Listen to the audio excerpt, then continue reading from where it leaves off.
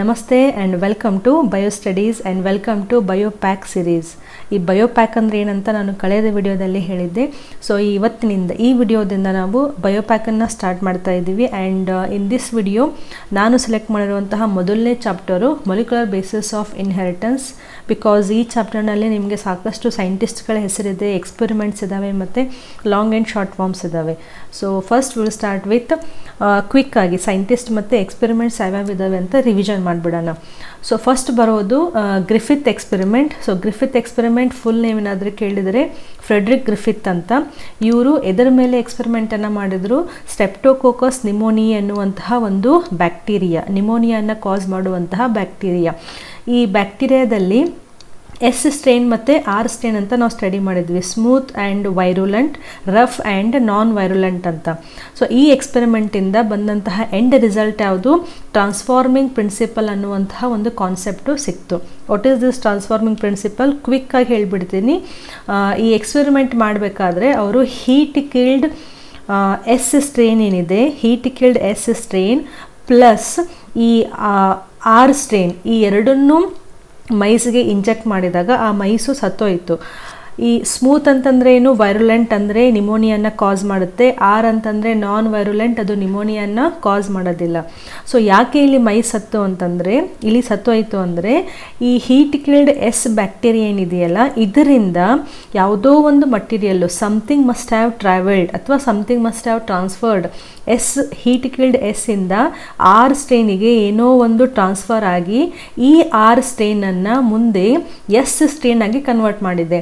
So S ಅಂದರೆ ಏನು? Virulent, ಅಂದರೆ ಅದು ನಿಮೋನಿಯಾನ ಕಾಸ್ ಮಾಡುತ್ತೆ. ದೇರ್ಫೋರ್ ಅಲ್ಲಿ ಮೈಸು ಸತ್ತೋಯಿತು. ಸೊ ಇದೇನೋ ಒಂದು ಇಲ್ಲಿ ಟ್ರಾನ್ಸ್ಫರ್ ಆಗಿದೆಯಲ್ಲ ಹೀಟ್ ಕಿಲ್ಡ್ ಎಸ್ ಇಂದ ಆರ್ ಸ್ಟ್ರೇನಿಗೆ, ಅದನ್ನು ಅವರು ಟ್ರಾನ್ಸ್ಫಾರ್ಮಿಂಗ್ ಪ್ರಿನ್ಸಿಪಲ್ ಅಂತ ಹೇಳಿದರು. ಅದು ಏನು ಅಂತ ಗೊತ್ತಿಲ್ಲ, ಒಟ್ನಲ್ಲಿ ಏನೋ ಒಂದು ಹೋಗಿದೆ ಅಂತ ಒಂದು ಊಹೆ. ಓಕೆ, ಸೊ ಇದು ಗ್ರಿಫಿತ್ ಎಕ್ಸ್ಪೆರಿಮೆಂಟ್. ನೆಕ್ಸ್ಟ್ ಬರುವಂಥದ್ದು every MacLeod and McCarty experiment. ಅವರೆಲ್ಲ ಹೆಸರದ್ದು, ಎಲ್ಲ ಸೈಂಟಿಸ್ಟ್ರದ್ದು ಪೂರ್ತಿ ಹೆಸರನ್ನು ಇಲ್ಲಿ ಫಸ್ಟ್ ಪಾಯಿಂಟಲ್ಲೇ ಹಾಕಿದ್ರಿ, ನೋಡ್ಕೊಳ್ಳಿ.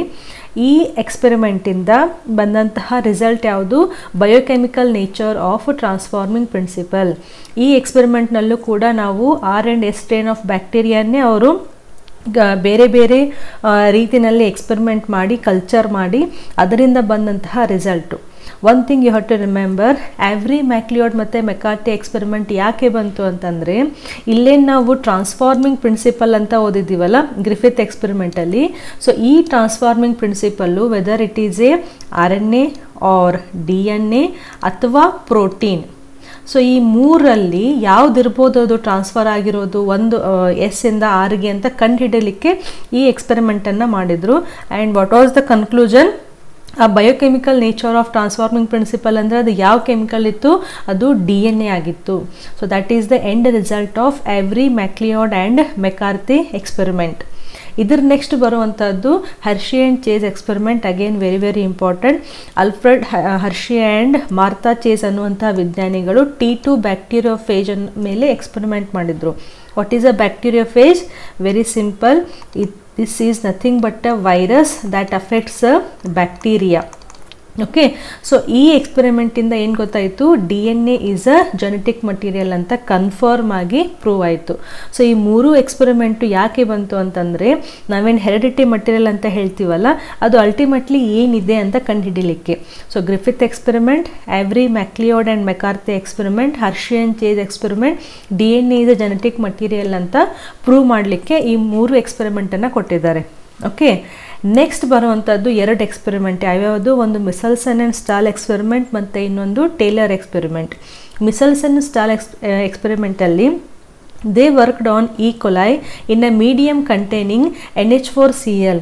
ಬಟ್ ಇಲ್ಲಿ ಟ್ವಿಸ್ಟ್ ಏನಿತ್ತು? ಇದೇನು ನೈಟ್ರೋಜನ್ ಇದೆಯಲ್ಲ, ಇದು 15 ಮೇಲೆ ಬರಬೇಕು, sorry. So this nitrogen it is a heavy isotope of nitrogen. So ಈ ಮೀಡಿಯಮ್ನಲ್ಲಿ ಈ ಕೊಲಯನ್ನು ಗ್ರೋ ಮಾಡಿ ಎಂಡ್ ರಿಸಲ್ಟ್ ಏನಾಯಿತು? ಈ ಎಕ್ಸ್ಪೆರಿಮೆಂಟದ್ದು DNA replicates in semi conservative method. Ma'am ಇದೆಲ್ಲ ನೀವು ಹೇಳೋದು ಕನ್ಫ್ಯೂಷನ್ ಆಗ್ತಾ ಇದೆ ಅಂದರೆ ಕನ್ಫ್ಯೂಷನ್ ಆಗಲೇಬಾರ್ದು. ಈ ಎಲ್ಲ ಎಕ್ಸ್ಪೆರಿಮೆಂಟು ಇನ್ ಡಿಟೇಲ್ ಆಲ್ರೆಡಿ ಪ್ಲೇಲಿಸ್ಟಲ್ಲಿ ವಿಡಿಯೋ ಇದೆ. ಮೊಲಿಕ್ಯುಲರ್ ಬೇಸಿಸ್ ಆಫ್ ಇನ್ಹೆರಿಟೆನ್ಸ್ ಚಾಪ್ಟರ್ನಲ್ಲಿ ನಾ ಈ ಸಿರೀಸ್ ಬಯೋಪ್ಯಾಕ್ ಸಿರೀಸ್ನಲ್ಲಿ ಜಸ್ಟ್ ಕ್ವಿಕ್ಕಾಗಿ ರಿವಿಷನ್ ಮಾಡಲಿಕ್ಕೆ ನಾನು ಒಂದೇ ಕಡೆ ಅವನ್ನ ಮ್ಯಾಪ್ ಮಾಡ್ತಾ ಇದ್ದೀನಿ. Okay. So Meselson and Stahl experiment ಯಾಕೆ ಮಾಡಿದ್ರು ಅವರು? DNA ಹೆಂಗೆ ರೆಪ್ಲಿಕೇಟ್ ಆಗುತ್ತೆ ಅಂತ ಪ್ರೂವ್ ಮಾಡೋಕ್ಕೆ. ರಿಸಲ್ಟ್ ಏನಾಯಿತು? DNA always replicates in a semi conservative method. Semi conservative method ಅಂದರೆ ಏನು? ಇದು ಪೂರ್ತಿ ನೀವು DNA ತೊಗೊಂಡ್ರೆ ಅದು ರೆಪ್ಲಿಕೇಶನ್ ಆಗಬೇಕಾದ್ರೆ ಏನಾಗುತ್ತೆ? ರೆಪ್ಲಿಕೇಶನ್ ಆಗಬೇಕಾದ್ರೆ ಅದು ಓಪನ್ ಆಗಿ ಆಲ್ರೆಡಿ ಇರುವಂತಹ ಏನು ಸ್ಟ್ಯಾಂಡ್ಸ್ ಇದ್ದಾವೆ, ಈ ಸ್ಟ್ಯಾಂಡ್ಸ್ಗಳ ಮುಂದೆ ಹೊಸ ಸ್ಟ್ಯಾಂಡು ಈ ರೀತಿ ರೆಪ್ಲಿಕೇಟ್ ಆಗಿ ಹುಟ್ಕೊಳ್ಳುತ್ತೆ. ಸೊ ನ್ಯೂಲಿ ಫಾರ್ಮ್ಡ್ ಏನು DNA ಬರುತ್ತಲ್ಲ, ಅದರಲ್ಲಿ ಒಂದು ಓಲ್ಡ್ ಸ್ಟ್ಯಾಂಡ್ ಇರುತ್ತೆ, ಒಂದು ನ್ಯೂ ಸ್ಟ್ಯಾಂಡ್ ಇರುತ್ತೆ. ಸೊ ಸೆಮಿ ಅಂದರೆ ಹಾಫ್ ಅಂತ ಅರ್ಥ. ಸೊ ಹಾಫ್ ನ್ಯೂ ಸ್ಟ್ಯಾಂಡ್ ಇದೆ, ಹಾಫು ಓಲ್ಡ್ ಸ್ಟ್ಯಾಂಡ್ ಇದೆ. ಸೊ ಇದು ಮಿಸೆಲ್ಸನ್ ಆ್ಯಂಡ್ ಸ್ಟಾಲ್ ಎಕ್ಸ್ಪೆರಿಮೆಂಟ್. ಅದೇ ಕಾನ್ಸೆಪ್ಟನ್ನು ಇನ್ನೊಂದು ಸತಿ ಪ್ರೂವ್ ಮಾಡೋಕ್ಕೆ ಟೇಲರ್ ಎಕ್ಸ್ಪೆರಿಮೆಂಟನ್ನು ನಾವು ಓದಿದ್ದೀವಿ. ಇವರು ವರ್ಕ್ ಮಾಡಿದ್ದು ಪ್ಲ್ಯಾಂಟ್ಸ್ ಮೇಲೆ, ವಿಸಿಯಾ ಫಾಬಾ ಅಥವಾ ಫಾಬಾ ಬೀನ್ಸ್ ಅನ್ನುವಂತಹ ಒಂದು ಪ್ಲ್ಯಾಂಟು. ಅವರು ರೇಡಿಯೋ ಆ್ಯಕ್ಟಿವ್ ಥೈಮಿಡಿನನ್ನು ಯೂಸ್ ಮಾಡಿ DNA replicates in semi conservative method ಅಂತ ಪ್ರೂವ್ ಮಾಡಿದ್ರು. ಸೊ ಈ ಎರಡು ಎಕ್ಸ್ಪೆರಿಮೆಂಟ್ ನೀವು ನೆನ್ಪಿಟ್ಕೋಬೇಕಾಗಿದ್ದು DNA ರೆಪ್ಲಿಕೇಶನ್ ಬಗ್ಗೆ.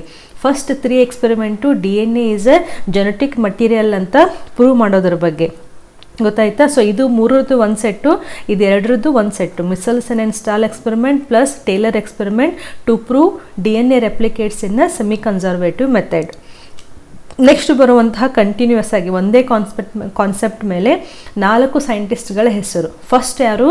ಜಾರ್ಜ್ ಗೆಮೊ ಅಂತಹ ವಿಜ್ಞಾನಿ. ಜಾರ್ಜ್ ಗೆಮೊ ಏನು ಮಾಡಿದರು? ಈ ಜೆನೆಟಿಕ್ ಕೋಡ್ ಬಗ್ಗೆ ನಮಗೆ ಗೊತ್ತಾದ ಮೇಲೆ ಈ ಜೆನೆಟಿಕ್ ಕೋಡನ್ನು ಡೆಸಿಫರ್ ಮಾಡಲಿಕ್ಕೆ ಈ ವಿಜ್ಞಾನಿಗಳು ಹೆಲ್ಪ್ ಮಾಡಿದರು. ಡೆಸಿಫರ್ ಅಂದರೆ ಏನು? ಇವಾಗ ನಾವು ಹೇಳ್ತೀವಲ್ಲ, 3 ನೈಟ್ರೋಜನ್ ಬೇಸ್ ಅಥವಾ 3 ನ್ಯೂಕ್ಲಿಯೋಟೈಡ್ ಸೇರಿ ಒಂದು ಜೆನೆಟಿಕ್ ಕೋಡ್ ಆಗುತ್ತೆ ಅಂತ ನಾವು ಇವಾಗ ಹೇಳ್ತಾ ಇದ್ದೀವಿ. ಅಂದರೆ ಇವಾಗ UUU stands for phenylalanine, AUG stands for methionine. So ನಾವು ಇವಾಗ ಹೇಳ್ತಾ ಇದ್ದೀವಿ, ಬಟ್ ಇದನ್ನ ಪ್ರೂವ್ ಮಾಡಿದ್ದು ಯಾರು? ಇದನ್ನು ಕಂಡು ಹಿಡಿದಿದ್ದು ಯಾರು? ಈ 4 ವಿಜ್ಞಾನಿಗಳ ಕಾಂಟ್ರಿಬ್ಯೂಷನ್. ಸೊ ಜಾರ್ಜ್ ಗೆಮೊ ಏನು ಮಾಡಿದ್ರು? Genetic code should be made up of 3 nucleotides. Earlier for the first time ಒಂದು ಐಡಿಯಾವನ್ನು ಕೊಟ್ಟರು. ನಾವೇನು ಜೆನೆಟಿಕ್ ಕೋಡ್ ಅಂತ ಹೇಳ್ತಾ ಇದ್ದೀವಿ, ಈ ಜೆನೆಟಿಕ್ ಕೋಡ್ಗಳು ಏನು ಅಮೈನೋ ಆ್ಯಸಿಡನ್ನು ಇಂಡಿಕೇಟ್ ಮಾಡ್ತಾ ಇದ್ದಾವೆ. ಒಂದು ಜೆನೆಟಿಕ್ ಕೋಡ್ನಲ್ಲಿ 3 ನ್ಯೂಕ್ಲಿಯೋಟೈಡ್ಸ್ಗಳು ಇರಬಹುದು ಅಂತ ಒಂದು ಗೆಸ್ಟ್ ಅಥವಾ ಒಂದು ಹೈಪೋಥೆಸಿಸನ್ನು ಜಾರ್ಜ್ ಗೆಮೊ ಕೊಟ್ಟರು. ಅದಾದಮೇಲೆ ಬರೋರು ಮಾರ್ಷಲ್ ನಿರಲ್ಬರ್ಗ್ ಏನು ಮಾಡಿದ್ರು ಅಂದರೆ cell free synthesis system of protein synthesis. ಅಂದರೆ ಯಾವುದೇ ಒಂದು ಸೆಲ್ಲಿನ ಸಹಾಯವಿಲ್ಲದೆ, ಸೆಲ್ ಫ್ರೀ ಸಿಸ್ಟಮ್, ಯಾವುದೇ ಒಂದು ಸೆಲ್ಲಿನ ಸಹಾಯ ಇಲ್ಲದೆ ಪ್ರೋಟೀನನ್ನು ಸಿಂಥಸಿಸ್ ಮಾಡುವಂತಹ ಮೆಥಡನ್ನು ಇವರು ಡೆವಲಪ್ ಮಾಡಿದರು. And he also decipher the genetic code. So ಈ ಜೆನೆಟಿಕ್ ಕೋಡನ್ನು ಡೆಸಿಫರ್ ಮಾಡಲಿಕ್ಕೆ ಮಾರ್ಷಲ್ ನಿರನ್ಬರ್ಗ್ ಕೂಡ ಹೆಲ್ಪ್ ಮಾಡಿದರು. And one thing you have to remember, Marshall Nirenberg ಹೋಮೋಪಾಲಿಮರ್ಸನ್ನು ಮಾಡಿದರು. What are these ಹೋಮೋಪಾಲಿಮರ್ಸ್?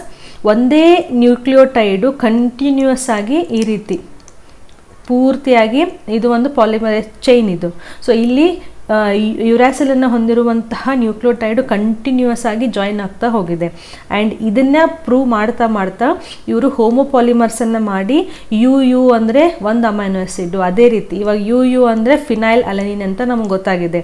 ಅದೇ ರೀತಿ AA ಇತ್ತು ಅಂತಂದರೆ ಲೈಸಿನ್ ಬರುತ್ತೆ, GGG ಇತ್ತಂದರೆ ಗ್ಲೈಸಿನ್ ಬರುತ್ತೆ, CCC ಇತ್ತು ಅಂದರೆ ಪ್ರೋಲಿನ್ ಬರುತ್ತೆ. ಸೊ ಈ ರೀತಿ ಹೋಮೋಪಾಲಿಮರ್ಸನ್ನು ಕಾಂಟ್ರಿಬ್ಯೂಟ್ ಮಾಡಿದವರು ಮಾರ್ಷಲ್ ನಿರನ್ಬರ್ಗ್. ನೆಕ್ಸ್ಟ್ ಬರೋರು ಹರ್ಗೋವಿಂದ್ ಖುರಾನ. ಇವರು ಕೋಪಾಲಿಮರ್ಸನ್ನು ಮಾಡಿದರು. ಇವಾಗ ಹೋಮೋಪಾಲಿಮರ್ ಅಂದರೆ ಒಂದೇ ನ್ಯೂಕ್ಲಿಯೋಟೈಡು ಕಂಟಿನ್ಯೂಸ್ ಆಗಿ ರಿಪೀಟ್ ಆಗಿದೆಯಲ್ಲ. ಕೋಪಾಲಿಮರ್ಸ್ ಅಂತಂದರೆ ಅಂತಂದ್ರೆ ಏನು? ಜಾಯಿನ್ ಆಗೋದು. ಸೊ 2 ಬೇರೆ ನ್ಯೂಕ್ಲಿಯೋಟೈಡ್ಸ್ಗಳನ್ನು ಜಾಯಿನ್ ಮಾಡೋದು. ಫಾರ್ ಎಕ್ಸಾಂಪಲ್ UG ಅಂತ ಕಂಟಿನ್ಯೂಸ್ ಆಗಿ ನಾವು this is a copolymer. So Hargobind ಖುರಾನದ ಕಾಂಟ್ರಿಬ್ಯೂಷನ್ ಏನು? ಅವರು ಈ ಕೋಪಾಲಿಮರ್ಸನ್ನು ಮಾಡಿದ ಮೇಲೆ ಅವರು ಜೆನೆಟಿಕ್ ಕೋಡನ್ನು ಡಿಸಿಫರ್ ಮಾಡಲಿಕ್ಕೆ ಸಹಾಯ ಮಾಡಿದರು. ಇವಾಗ UGU ಅಂತಂದರೆ ಇಟ್ ಕೋಡ್ಸ್ ಫಾರ್ ಸಿಸ್ಟೀನ್ ಅಂತ ನಮ್ಗೆ ಗೊತ್ತಿದೆ. Then GUG codes for valine ಅಂತ ಗೊತ್ತಿದೆ. ಸೊ ಇವೆಲ್ಲವೂ ಏನು ಜೆನೆಟಿಕ್ ಕೋಡ್ಗಳಿದಾವಲ್ಲ, ಈ ಜೆನೆಟಿಕ್ ಕೋಡನ್ನು ಡೆಸಿಫರ್ ಮಾಡಲಿಕ್ಕೆ ಅವು ಯಾವ ಅಮೈನೋ ಆ್ಯಸಿಡನ್ನು ಕೋಡ್ ಮಾಡ್ತಾ ಇದ್ದಾವೆ ಅಂತ ಕಂಡುಹಿಡಿಲಿಕ್ಕೆ ಈ ಸೈಂಟಿಸ್ಟ್ಗಳು ಹೆಲ್ಪ್ ಮಾಡಿದರು. ನೆಕ್ಸ್ಟ್ ಬರೋರು ಇದೇ ಕಾನ್ಸೆಪ್ಟಲ್ಲಿ ಸೆವೆರೋ ಒಕೋವಾ ಅನ್ನುವಂತಹ ವಿಜ್ಞಾನಿ. ಇವ್ರ ಹೆಸರಿಂದನೇ ಒಂದು ಎಂಜೈಮ್ ಇದೆ, ಯಾವುದದು ಒಕೋವಾ ಎಂಜೈಮ್ ಅಂತ. ಈ ಎಂಜೈಮ್ ಸ್ಪೆಷಾಲಿಟಿ ಏನು ಅಂತಂದರೆ, ಯೂಶ್ವಲಿ ನಮಗೆ RNA ಬೇಕು ಅಂತಂದರೆ ಫಸ್ಟ್ DNA ಬೇಕಾ? ಯಾಕಂದರೆ ಒಂದು DNA ಮೊಲಿಕ್ಯೂಲ್ ಇತ್ತು ಅಂತಂದರೆ ಒಂದು ಸ್ಟ್ಯಾಂಡನ್ನು ಆಧಾರವಾಗಿಟ್ಕೊಂಡು ನಾವು ಅದರ ಮುಂದ್ಗಡೆ ಒಂದು RNAಯನ್ನು ಫಾರ್ಮ್ ಮಾಡ್ಬೋದು. ಇಲ್ಲಿ ಈ DNA ಇಟ್ಕೊಂಡು ಮುಂದ್ಗಡೆ ನಾವಿಲ್ಲೊಂದು RNAಯನ್ನು ಫಾರ್ಮ್ ಮಾಡ್ಬೋದು. ಬಟ್ ಈ ಒಕೋವಾ ಎಂಜೈಮ್ ಏನಿದೆ ಅಂತಂದರೆ ತಗೊಳ್ಳಾರ್ದೇ RNAಯನ್ನು ಪ್ರೊಡ್ಯೂಸ್ ಮಾಡುತ್ತೆ. Are you getting this point? ಅದಕ್ಕೆ ಇಲ್ಲಿ ಫುಲ್ ಓದಿ. Ochoa enzyme helpful in polymerising RNA, ಅಂದರೆ ಈ ಚೈನನ್ನು ಚೈನನ್ನು ಬೆಳೆಸ್ತಾ ಹೋಗುತ್ತೆ ವಿತ್ ಎ ಡಿಫೈನ್ಡ್ ಸೀಕ್ವೆನ್ಸ್. ಅಂದರೆ ನಿಮಗೆ ಯಾವ ನ್ಯೂಕ್ಲಿಯೋಟೈಡ್ ಬೇಕೋ ನೀವು ಅದನ್ನ ಅಟ್ಯಾಚ್ ಮಾಡ್ತಾ ಹೋಗ್ಬೋದು in a template independent manner. Template ಆಗಿ ನಾವು ಎದನ್ನ ತೊಗೊಂಡಿದ್ವಿ? DNA ತೊಗೊಂಡಿದ್ವಿ, ಹೌದಾ? ಸೊ ಟೆಂಪ್ಲೇಟ್ ಇಂಡಿಪೆಂಡೆಂಟ್ ಅಂದರೆ DNA ಸಹಾಯವಿಲ್ಲದೇ ಈ ಎಂಜೈಮು ಒಂದು RNAಯನ್ನು ಪ್ರೊಡ್ಯೂಸ್ ಮಾಡ್ತಾ ಇದೆ. ಓಕೆ, ಇದು ಕೂಡ ನಮಗೆ ಜೆನೆಟಿಕ್ ಕೋಡನ್ನು ಡೆಸಿಫರ್ ಮಾಡಲಿಕ್ಕೆ ಹೆಲ್ಪ್ ಮಾಡ್ದಂಗಾಯಿತು. ಸೊ ಈ 4 ಜನ ಸೈಂಟಿಸ್ಟ್ ಏನಿದ್ದಾರೆ ಇವರೆಲ್ಲರದ್ದು ಹೆಸರು ಯಾವಾಗ ಬರುತ್ತೆ? ನಾವು ಯಾವಾಗ ಜೆನೆಟಿಕ್ ಕೋಡ್ ಅಂತ ಕಲಿತೀವಲ್ಲ ಆವಾಗ ಈ 4 ಜನ ಸೈಂಟಿಸ್ಟ್ಗಳದ್ದು ಹೆಸರು ಬರುತ್ತೆ. ಸೊ ಇದಿಷ್ಟು ಒಂದು ಸ್ಲೈಡಲ್ಲಿ ಇವಾಗ ಕಾಣುವಂತಹ ಎಲ್ಲ ಸೈಂಟಿಸ್ಟು ಮತ್ತು ಅವರ ಎಕ್ಸ್ಪೆರಿಮೆಂಟನ್ನು ನೀವು ಈಸಿಯಾಗಿ ಒನ್ ಶಾಟ್ ರಿವೈಸ್ ಮಾಡಿ. ನೆಕ್ಸ್ಟ್ ತೊಗೊಳ್ಳೋದು ಆಲ್ ಸೈಂಟಿಸ್ಟ್ ಆ್ಯಂಡ್ ಡಿಸ್ಕವರೀಸ್. ಈ ಲೆಸನ್ಗೆ ಸಂಬಂಧಪಟ್ಟಂತಹ NCERT ಟೆಕ್ಸ್ಟ್ ಬುಕ್ನಲ್ಲಿರುವಂತಹ ಲಿಸ್ಟು ಫಾಸ್ಟಾಗಿ ಒಂದ್ಸತಿ ರಿವೈಸ್ ಮಾಡೋಣ. Friedrich Miescher DNA as an acidic substance present in a nucleus ಅಂತ ಫಸ್ಟ್ ಟೈಮ್ ಹೇಳಿದವರು, ಡಿಸ್ಕವರ್ ಮಾಡಿದವರು. DNA is always acidic in nature, ನೆನ್ಪಿಟ್ಕೋಬೇಕು. Then Wilkins and Rosalind Franklin ಇವ್ರೇನು ಮಾಡಿದ್ರು? X-ray refraction pattern of DNA ಅನ್ನು first develop ಮಾಡಿದರು. ಇವೆಲ್ಲವೂ ನಿಮ್ಮ NCERTನಲ್ಲಿನೇ ಇದೆ. Watson and Crick double helical model of DNA and lac operon, ಇದು switch off and switch on ಅಂತ ಓದಿದ್ವಲ್ಲ ಆ ಮಾಡೆಲನ್ನು ಕೊಟ್ಟವರು ವಾಟ್ಸನ್ ಆ್ಯಂಡ್ ಕ್ರಿಕ್. ಇಲ್ಲಿ 2 ನೆನ್ಪಿಟ್ಕೋಬೇಕು. ನೆಕ್ಸ್ಟು ಎರ್ವಿನ್ ಚರ್ಗಾಫ್ ರೂಲ್ ಅಂತ ಬರುತ್ತೆ. What is this Chargaff rule? Very very simple. In a double standard DNA, okay, the ratios between adenine and thymine is equal to guanine and cytosine. ಇದನ್ನು ಚರ್ಗಾಫ್ rule ಅಂತಲೂ ಕರೀತಾರೆ. So ಚರ್ಗಾಫ್ ರೂಲಲ್ಲಿ ಚರ್ಗಾಫ್ ಅವರು ಏನು Discover ಮಾಡಿದರು ಅಂತಂದರೆ, ಒಂದು ಡಬಲ್ ಸ್ಟ್ಯಾಂಡರ್ಡ್ DNA ತಗೊಂಡ್ರೆ ನೀವು purines, the amount of purine is always equal to the amount of pyrimidines. So ratio of adenine and thymine is equal to guanine and cytosine. ಇದನ್ನ ನೀವು ನೆನ್ಪಿಟ್ಕೋಬೇಕು, Chargaff rule. Next Alec Jeffrey developed DNA fingerprinting method and Southern ಅನ್ನುವಂತಹ scientist, Southern blotting ಬಗ್ಗೆ ಕಲ್ತ್ವಲ್ಲ ನಾವು DNA finger ಪ್ರಿಂಟಿಂಗ್ನಲ್ಲಿ, so ಅದನ್ನು ಕೊಟ್ಟವರು scientist ಹೆಸರು ಸದರ್ನ್ ಅಂತ. ಸೊ ಈ ಲಿಸ್ಟನ್ನು ನೀವು ಸೈಂಟಿಸ್ಟ್ ಆ್ಯಂಡ್ ಡಿಸ್ಕವರೀಸ್ ನೆನ್ಪಿಟ್ಕೊಳ್ಳಿ. Next again very very important, text ಬುಕ್ನಲ್ಲಿರುವಂತಹ ಎಲ್ಲ ಶಾರ್ಟ್ ಮತ್ತು ಲಾಂಗ್ ಫಾರ್ಮ್ಸ್ ಒಂದೇ ಸ್ಲೈಡಲ್ಲಿ ಓದೋಣ.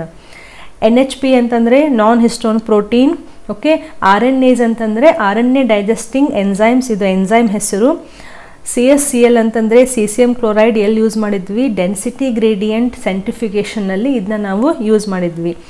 ನಾವು ಈ ಸಿಂಬಾಲ್ ಅಂದರೆ sigma factor and rho factor, ಇದೆರಡೂ ಬರೋದು ನಮಗೆ ಟ್ರಾನ್ಸ್ಕ್ರಿಪ್ಷನ್ನಲ್ಲಿ. ನೆನ್ಪಿಟ್ಕೊಳ್ಳಿ, ಇವನ್ನ ಇನಿಷಿಯೇಷನ್ ಫ್ಯಾಕ್ಟರ್ ಅಂತಾರೆ ಮತ್ತು ಟರ್ಮಿನೇಷನ್ ಫ್ಯಾಕ್ಟರ್, ಕನ್ಫ್ಯೂಸ್ ಆಗಲೇಬಾರ್ದು. ಸಿಗ್ಮಾ ಅಂದರೆ ಇನಿಷಿಯೇಷನ್, ರೋ ಅಂದರೆ ಟರ್ಮಿನೇಷನ್. ನೆಕ್ಸ್ಟ್ ನಾನು ಲಿಸ್ಟ್ ಮಾಡಿರೋದು ಡಿಫ್ರೆಂಟ್ ಟೈಪ್ಸ್ ಆಫ್ RNA, ಎಲ್ಲವೂ ಒಂದೇ ಕಡೆ. ನಮಗೆ ಈಸಿಯಾಗಿ ಗೊತ್ತಿರೋದು mRNA, tRNA and rRNA, messenger, transfer and ribosomal. Extra 3 ಇದೆ ಟೆಕ್ಸ್ಟ್ ಬುಕ್ನಲ್ಲಿ. ಯಾವ್ಯಾವುದು? SRRNA ಅಂದರೆ small regulatory RNA, SN small nuclear RNA and HN heterogeneous nuclear RNA. ಇವೆಲ್ಲವೂ ಡಿಟೇಲ್ ಆಗಿ ಏನು ಅಂತಂದರೆ ನಾವು ಆಲ್ರೆಡಿ ಅದನ್ನ ಲೆಸನ್ ಚಾಪ್ಟರ್ ವಿಡಿಯೋದಲ್ಲಿ ಡಿಸ್ಕಸ್ ಮಾಡಿದ್ದೀವಿ. ದೆನ್ UTR ಅನ್ಟ್ರಾನ್ಸ್ಲೇಟೆಡ್ ರೀಜನ್, ಟ್ರಾನ್ಸ್ಲೇಷನಲ್ಲಿ ಬರುತ್ತೆ. HGP ಅಂತಂದರೆ human genome project. Then ELSI ಈ ಎಲಿಸಾ ಟೆಸ್ಟ್ ಮಾಡ್ತೀವಲ್ಲ ಅದಕ್ಕೆ ಮತ್ತು ಇದಕ್ಕೆ ನೀವು ಕನ್ಫ್ಯೂಸ್ ಮಾಡಲೇಬಾರ್ದು. ಈ ELSI ಬರೋದು ethical, legal and social issues of HGP. So human genome project ಇದು ನಾವು ಗೋಲ್ಸ್ ಅಂತ ಲಿಸ್ಟ್ ಮಾಡಿದ್ವಲ್ಲ ಆವಾಗ ನಮಗೆ ಇದು ಬಂದಿದ್ದು ELSI ಅಂತ ಬಂದಿರೋದು ಶಾರ್ಟ್ ಫಾರ್ಮ್. ನೆಕ್ಸ್ಟ್ EST ಅಂತಂದರೆ ಎಕ್ಸ್ಪ್ರೆಸ್ಡ್ ಸೀಕ್ವೆನ್ಸ್ ಟ್ಯಾಗ್ ಬ್ಯಾಕ್ ಅಂದರೆ ಬ್ಯಾಕ್ಟೀರಿಯಲ್ ಆರ್ಟಿಫಿಷಿಯಲ್ ಕ್ರೋಮೋಸೋಮ್ಸ್ ಆ್ಯಂಡ್ ಯಾಕ್ ಅಂದರೆ ಈಸ್ಟ್ ಆರ್ಟಿಫಿಷಿಯಲ್ ಕ್ರೋಮೋಸೋಮ್ಸ್. ಇವನ್ನೆಲ್ಲ ನಾವು ಓದಿರೋದು DNA ಫಿಂಗರ್ ಪ್ರಿಂಟಿಂಗ್ ಕಾನ್ಸೆಪ್ಟ್ ಬಗ್ಗೆ ಓದಬೇಕಾದ್ರೆ ಈ ಎಲ್ಲ ಶಾರ್ಟ್ ಫಾರ್ಮ್ಸ್ಗಳನ್ನು ಯೂಸ್ ಮಾಡಿದ್ದೀವಿ. ಆ್ಯಂಡ್ ಸ್ನಿಪ್ಸ್ ಅಥವಾ SNPS ಅಂದರೆ single nucleotide polymorphism, VNTR variable number of tandem repeats, and PCR. PCR actually ಇರೋದು ಬಯೋಟೆಕ್ನಾಲಜಿನಲ್ಲಿ, ಬಟ್ DNA ಫಿಂಗರ್ ಪ್ರಿಂಟಿಂಗ್ ಟೆಕ್ನಾಲಜಿನಲ್ಲಿ ನಾವು ಈ ವರ್ಡನ್ನು ಯೂಸ್ ಮಾಡಿದ್ದೀವಿ, ಪಾಲಿಮರೈಸ್ ಚೈನ್ ರಿಯಾಕ್ಷನ್ ಅಂತ. ಸೊ ಪರವಾಗಿಲ್ಲ, ಒಂದು ಸತಿ ರಿವಿಷನ್ ಆಗುತ್ತೆ ಅಂತ ಅದನ್ನಲ್ಲಿ ಮೆನ್ಷನ್ ಮಾಡಿದ್ದೀನಿ. ಸೊ ಲಾಸ್ಟ್ ಏನಿದಾವಲ್ಲ ಇವೆಲ್ಲವನ್ನು ನಾವು ಹ್ಯೂಮನ್ ಜಿನೋಮ್ ಪ್ರಾಜೆಕ್ಟ್ ಮತ್ತು DNA ಫಿಂಗರ್ ಪ್ರಿಂಟಿಂಗ್ ಸಂಬಂಧಪಟ್ಟಂಗೆ ಸ್ಟಡಿ ಮಾಡಿರೋದು. ಸೊ ಇನ್ ದಿಸ್ ವಿಡಿಯೋ ಪೂರ್ತಿಯಾಗಿ ಎಲ್ಲ ಸೈಂಟಿಸ್ಟ್ ಮತ್ತು ಎಕ್ಸ್ಪೆರಿಮೆಂಟ್ಸು, ಅದಾದಮೇಲೆ ಸೈಂಟಿಸ್ಟು ಮತ್ತು ಅವ್ರ ಡಿಸ್ಕವರೀಸು, ಆ್ಯಂಡ್ ಲಾಸ್ಟಿಗೆ ನಮ್ಮದೆಲ್ಲ ಶಾರ್ಟ್ ಮತ್ತು ಲಾಂಗ್ ಫಾರ್ಮ್ಸ್. ಐ ಹೋಪ್ ಈ ವಿಡಿಯೋ ನಿಮಗೆ ಪೂರ್ತಿ ಯೂಸ್ ಆಗಿದೆ ಅಂತ ಅನ್ಕೋತೀನಿ. ನೆಕ್ಸ್ಟ್ ವಿಡಿಯೋದಲ್ಲಿ ಬೇರೆ ಚಾಪ್ಟರನ್ನು ಮತ್ತೆ ಸ್ಟಡಿ ಮಾಡೋಣ. Thank you for watching this video.